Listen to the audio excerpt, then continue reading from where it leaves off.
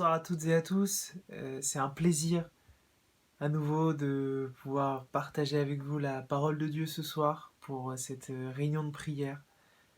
Et voilà, j'espère que vous vous portez bien par la grâce de notre Dieu, que ça continue pour vous, que vous continuez d'avancer malgré ces temps particuliers.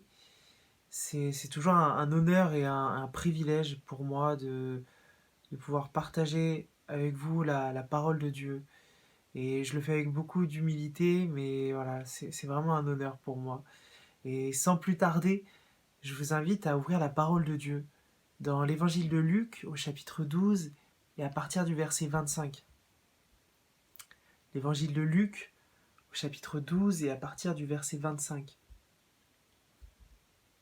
Qui de vous, par ses inquiétudes, peut ajouter un instant à la durée de sa vie? Si donc vous ne pouvez rien faire, même pour si peu, pourquoi vous inquiéter du reste? Observez comment poussent les plus belles fleurs. Elles ne travaillent pas et ne tissent pas. Cependant, je vous dis que Salomon lui-même, dans toute sa gloire, n'a pas eu d'aussi belle tenue que l'une d'elles. Si Dieu habille ainsi l'herbe qui est aujourd'hui dans les champs et qui demain sera jetée au feu, il le fera d'autant plus volontiers pour vous, gens de peu de foi. Et vous, ne cherchez pas ce que vous mangerez, ni de ce que vous boirez, et ne soyez pas inquiets. En effet, tout cela, ce sont les membres des autres peuples du monde qui le recherchent. Votre Père sait que vous en avez besoin. Recherchez plutôt le royaume de Dieu, et tout cela vous sera donné en plus. Amen. Recherchez plutôt le royaume de Dieu. La version du Semeur dit « Faites donc plutôt du royaume de Dieu votre préoccupation première. » Et ce passage ne peut pas être plus clair. C'est une invitation de la part de Jésus à choisir la bonne part. La part qui demeurera éternellement. Notre génération de l'instantané sollicite et captive notre attention en permanence. Nous n'avons jamais eu autant de possibilités de pouvoir faire autant d'activités en si peu de temps à qui s'en donne les moyens ou en a les moyens. Nous pouvons passer d'une activité à l'autre d'un claquement de doigts, à tel point que nos journées, nos semaines, voire les années défilent à une vitesse où on ne s'en rend même pas compte.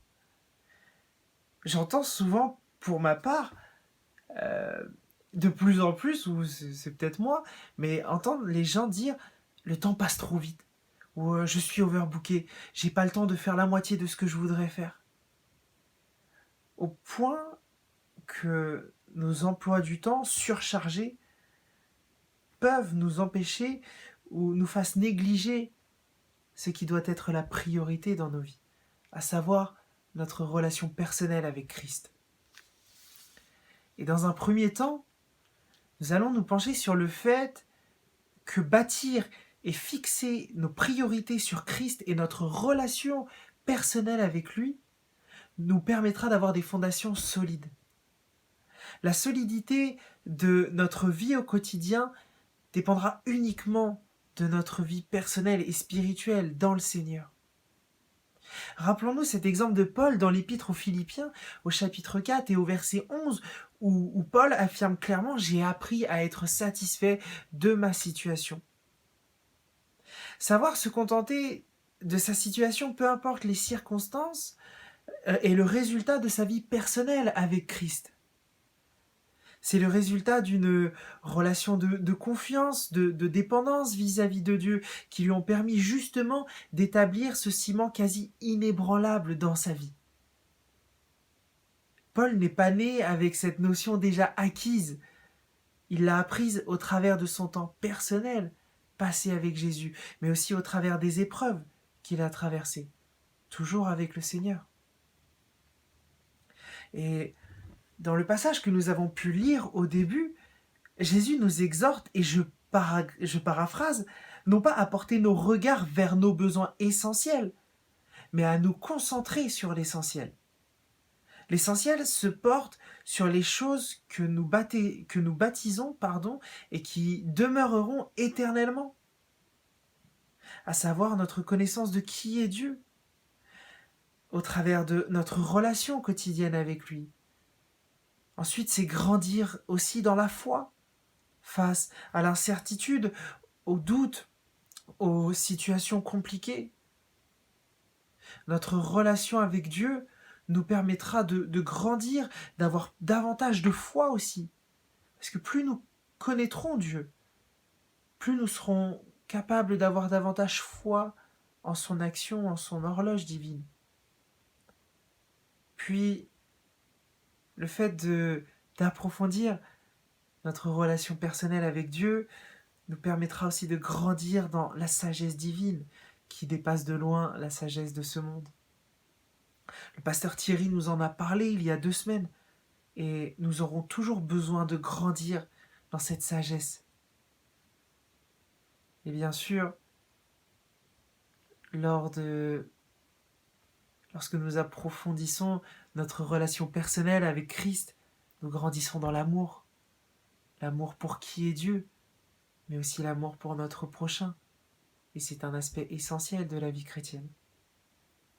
C'est le cœur du message de l'Évangile. Et tout cela, c'est de la bonne part dont il s'agit. Et c'est justement le titre de ce message. C'est à la qualité de notre relation personnelle avec le Seigneur que nous pourrons également affronter les tempêtes qui feront rage dans nos vies.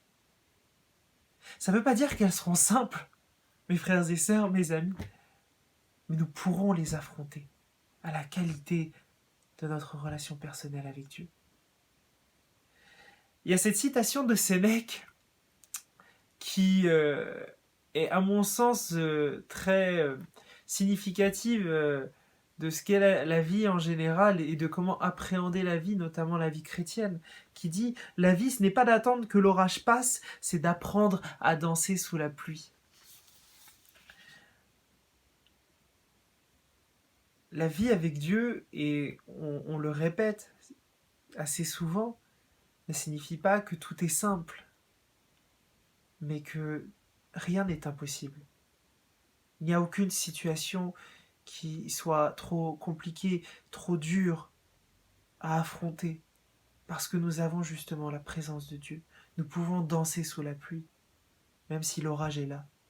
Nous pouvons choisir de nous réjouir, parce que nous avons le Seigneur, parce que nous avons la présence du Saint-Esprit en nous, qui nous renouvelle, qui nous soutient, qui nous donne la force de pouvoir faire face. Et lorsque nous apprenons toujours à connaître davantage Dieu, que nous désirons le servir, le suivre, l'aimer plus, nous sommes plus aptes et fortifiés face aux épreuves. Mais également, ce qui est surnaturel, c'est que nous saurons nous réjouir en toutes circonstances. Nous saurons danser sous la pluie, peu importe les épreuves. Ça ne veut pas dire que ce sera toujours simple. Mais la parole de Dieu le dit à nouveau dans l'Épître aux Philippiens, au chapitre 4 et au verset 4, où Paul dit « Réjouissez-vous dans le Seigneur », je le répète, réjouissez-vous. L'apôtre précise « dans le Seigneur ». Nous n'allons pas nous réjouir parce que du jour au lendemain, nous allons dire « Ok, je vais y penser tellement fort que je vais être joyeux en permanence. Je vais adopter un état d'esprit ultra positif, du coup, je serai toujours joyeux. » Non, nous nous réjouirons dans le Seigneur, par la grâce de Dieu et par sa présence dans nos vies. Et dans un deuxième point, nous allons voir que l'un des secrets pour saisir cette bonne part qui nous est offerte résulte d'une relation de qualité avec Dieu. Lorsque des architectes ou des ouvriers bâtissent un monument ou un palais, la qualité comme la solidité, comme la longévité de l'œuvre dépendent de la qualité des matériaux qui sont employés, mais aussi de comment ces matériaux ont été utilisés, comment ils ont été exploités. Et on peut reprendre un peu cette image dans le cas de notre vie chrétienne. Si nous souhaitons avoir des fondations solides, comme nous avons pu le voir dans notre premier point, nous devons privilégier une relation de qualité avec l'Éternel. Et c'est ce que nous allons observer justement dans ce deuxième point. Et je vous invite à nouveau à ouvrir la parole de Dieu dans l'évangile de Luc, au chapitre 10 et à partir du verset 38. L'évangile de Luc, à nouveau, au chapitre 10 et à partir du verset 38. Comme Jésus était en chemin avec ses disciples, il entra dans un village et une femme du nom de Marthe l'accueillit dans sa maison. Elle avait une sœur appelée Marie qui s'assit aux pieds de Jésus et écoutait ce qu'il disait. Marthe était affairée aux nombreuses tâches de service. Elle survint et dit : « Seigneur, cela ne te fait-il rien que ma sœur me laisse seule pour servir ? Dis-lui donc de venir m'aider. » Jésus lui répondit : « Marthe, Marthe, tu t'inquiètes et tu t'agites pour beaucoup de choses, mais une seule est nécessaire. Marie a choisi la bonne part, elle ne lui sera pas enlevée. » Ce passage, lorsqu'on le lit pour la première fois, peut paraître sévère vis-à-vis de Marthe qui met certainement toute son énergie pour servir au mieux Jésus. Elle est consciente qu'elle a un hôte il n'y a pas un autre qui peut être plus important que Jésus. Et elle met vraiment tout en œuvre pour l'honorer. Et or, le fait que Marthe ait un esprit de service n'est pas tant le problème, mais c'est plutôt qu'elle ait privilégié le service à la soif de connaître davantage Christ, à la part qui demeure éternellement, la bonne part. Travailler pour le Seigneur est un aspect important dans la vie chrétienne, c'est un aspect qui est beau, mais le service ne doit jamais prendre la place sur notre communion avec Christ, sur notre relation personnelle avec lui. Parce que la qualité de notre service dépendra de la qualité de notre relation personnelle avec Jésus. Le temps passé dans la présence de Dieu ne peut pas être compensé, si j'ose dire, par des heures et des heures de service. Même s'il faut le reconnaître, l'œuvre de Dieu a besoin de bras, elle a besoin qu'il y ait des personnes qui soient dans le service. Mais un service, même s'il est pour le Seigneur, n'a que peu de valeur s'il n'est pas alimenté par une relation de qualité avec l'Éternel. Il risquerait autrement de devenir un rite religieux et non pas un service fait dans un esprit de reconnaissance et d'amour. Il peut arriver que nos emplois du temps soient chargés, mais soyons toujours vigilants à garder la bonne part pour notre Dieu. C'est un temps qui parfois, on doit le dégager, on doit savoir le mettre à part. On doit se dire, ok, là clairement mon emploi du temps il est chargé pour toute la journée, mais il faut que je dégage un moment pour le Seigneur. Ne le voyons pas comme une obligation, mais comme un moment de joie, de plaisir. C'est un choix qui nous appartient, mais rappelons-nous aussi que Jésus lui-même passait du temps dans la présence du Père. La parole de Dieu nous l'affirme dans l'évangile de Marc, au chapitre 1 et au verset 35. Il est écrit : vers le matin, alors qu'il faisait encore très sombre, il se leva, donc Jésus, et sortit pour aller dans un endroit désert où il pria. Et nous pouvons retrouver plusieurs passages ainsi traitant du fait que Jésus avait des temps de qualité qu'il mettait à part pour la prière. Le Seigneur ne faillit pas et sa fidélité et sa présence demeurent auprès de nous à chaque instant. Et il est important que nous fassions preuve de cette même constance, de cette même fidélité à l'égard de notre Dieu, dans notre relation personnelle avec lui. Appréhendons cette relation aussi comme un cadeau. Ne la voyons pas comme une contrainte encore une fois, mais vraiment comme un cadeau. Le Père est toujours là au sein de notre quotidien. il est toujours là, quoi que nous fassions au sein de nos activités. Mais lorsque nous prenons ce temps à part, avec lui, c'est différent. Je me permets de vulgariser cette image, mais pour ma part, c'est comme aller rendre visite au Seigneur dans son jardin céleste pour parler, lui exprimer notre reconnaissance, nos sujets de prière. Nous allons passer un moment dans sa présence. Nous pouvons avoir la certitude qu'il sera toujours là, prêt à nous accueillir à bras ouverts. Et pour conclure, il y a des moments, notamment dans l'adversité, où il nous paraît plus compliqué de prendre du temps avec le Seigneur. Nous savons que c'est la bonne part, mais nous ne la prenons pas toujours. Nous sentons moins l'envie de prier, moins l'envie de lire la parole de Dieu. Il y a un côté peut-être routinier à cela qui peut s'installer. Mais ne laissons pas, mes frères et sœurs, mes amis, les épreuves nous éloigner de la solution, la seule et vraie solution, à savoir celle qui est en Dieu.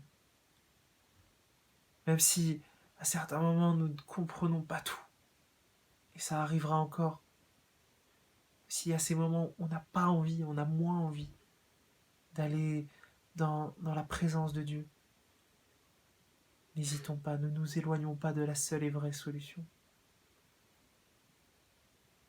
Privilégions avant tout la qualité de notre relation personnelle avec le Seigneur. Choyons là comme un diamant, que cette relation soit précieuse à nos yeux. Même si nous effectuons un service, un ministère, un emploi, une activité qui nous prend beaucoup de temps, dégageons toujours un temps quotidien pour le Seigneur, où nous sommes dans de bonnes dispositions physiques et de cœur pour passer un moment de qualité avec notre Dieu. Car c'est à cela que nous aurons des fondations solides avec notre Père pour appréhender les épreuves de la vie comme les moments de joie et que nous saurons nous réjouir en toutes circonstances. Nous en ressortirons toujours plus grandis et affermis dans notre foi et notre amour pour Dieu. Et tout comme Marie, choisissons la part qui demeure éternellement. Et je vous invite, pour terminer, à lire un dernier texte dans la parole de Dieu, dans le livre de Josué au chapitre 22 et au verset 5. Josué au chapitre 22 et au verset 5. Aimez l'Éternel, votre Dieu. Marchez dans toutes ses voies, gardez ses commandements. Attachez-vous à lui et servez-le de tout votre cœur et de toute votre âme. Amen. Voilà, mes frères et sœurs, ce que j'ai eu à cœur de partager avec vous ce soir pour ce temps de prière.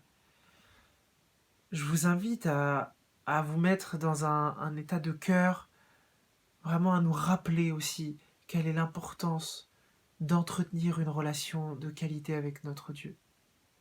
Encore une fois, que nous ayons du plaisir à chercher la présence de Dieu. Parfois, il faut peut-être nous booster un peu pour aller passer du temps avec le Seigneur. Et que ce soit toujours un temps où on recherche la face, l'amour de Dieu, qu'on le fasse par amour pour Dieu aussi, car lui est amour avec nous à chaque instant. Et je vous invite, sans plus tarder, à passer un temps dans la prière ensemble. Père éternel, nous ne voulons pas oublier, c'est vrai Seigneur, ce privilège que nous avons de pouvoir nous approcher de toi, Seigneur, peu importe l'endroit, peu importe le moment. Tu es toujours là. Seigneur, tu vis en nous. Tu es à nos côtés à chaque instant. Tu es omniprésent et omniscient, Seigneur. Tu connais toutes choses. Et Seigneur, je veux te rendre gloire parce qu'à chaque moment de ma vie, tu es là. À chaque moment, Seigneur, je sais que je peux te prier, Seigneur. Peu importe l'endroit, je peux être dans un moment où je me réjouis, Seigneur. Je peux être dans un moment où je suis dans la tristesse. Je sais que tu seras là, Père. Tu ne failles pas, Seigneur, tu es fidèle. Et Seigneur, nos mots sont tellement petits, Seigneur, tellement petits pour t'exprimer notre reconnaissance et notre amour, Seigneur. Ô Père, je veux jamais cesser de te dire merci de faire partie de ma vie, Seigneur. Merci, Seigneur, parce que tu ne m'as jamais abandonné. Et cette relation personnelle que j'ai avec toi, Seigneur, je veux l'entretenir, Seigneur. Je veux faire, je veux la choyer, Seigneur, comme le plus beau des présents que je peux avoir, Seigneur. Car Père, il n'y a aucune vie qui mérite d'être vécue si tu n'en fais pas partie, si tu n'en es pas le centre, Seigneur. Merci Seigneur parce que tu ne nous dois rien et pourtant tu nous as tout donné. Et nous ne voulons pas oublier cela, Seigneur. Nous voulons entretenir, Seigneur, approfondir cette relation avec toi afin de mieux te connaître, Seigneur, de pouvoir mieux t'aimer, mieux te servir aussi, Seigneur. Père, viens nous remplir encore de ton Saint-Esprit ce soir, Seigneur. Viens nous renouveler, Seigneur, dans ta façon de voir les choses, d'appréhender les choses aussi, Seigneur, pour que nous puissions être des serviteurs utiles et efficaces, Seigneur, pour ton royaume. Père, je te prie de venir nous renouveler encore ce soir, dans cette joie, dans cet état, Seigneur, de cœur, dans cette envie, Seigneur, de mieux te connaître encore. Que ton nom soit élevé, Père, dans le nom de Jésus. Amen. Allez dans la paix du Seigneur et passez une bonne soirée et une bonne fin de semaine. Et à très bientôt.